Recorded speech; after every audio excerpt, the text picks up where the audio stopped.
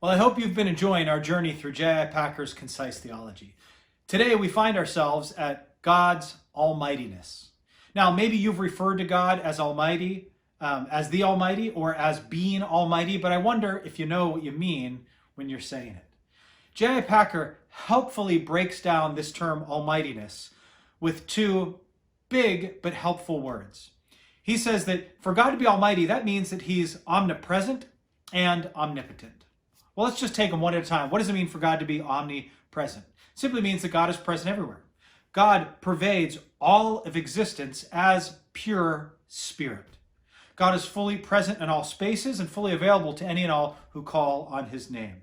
We don't see the word omnipresence in the scriptures, but we derive it as a piece of theology from what we do read in the scriptures. Take, for example, Psalm 139, where the psalmist writes, "Where can I go from your spirit? Where can I flee from your presence? If I go up to the heavens, you are there. If I make my bed in the depths, you are there." We can see that the psalmist is coming to grips with the reality that God is anywhere He goes. In the book of Jeremiah, we read this. God is speaking through the prophet. "Am I only a God nearby, declares the Lord, and not a God far away? Who can hide in secret places so that I cannot see them, declares the Lord? Do not I fill heaven and earth, declares the Lord." Indeed, the triune God does fill the heavens and the earth. Well, now that we've looked at God's omnipresence, let's look at His omnipotence. For God to be omnipotent simply means that He can do and has the power to do all that He wills, that which fits His glorious and perfect character. Now, I say that intentionally because it's not true to say that God can do anything.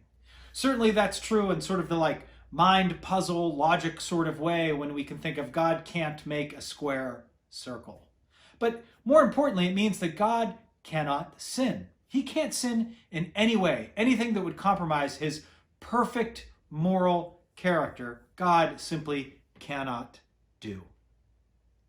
J.I. Packer says, all that God wills and promises, God can and will do. That's what it means for Him to be omnipotent. So these big theological concepts are really actually very helpful and comforting. For God to be almighty, for Him to be omnipresent and omnipotent, allows us to agree with the psalmist all the way down to our core when the psalmist writes, "God is our refuge and strength and ever-present help in trouble." God's almightiness, His omnipresence and omnipotence draw us toward Him and help us worship Him. I really hope this has been helpful for you today to learn about God being almighty, both omnipresent and omnipotent.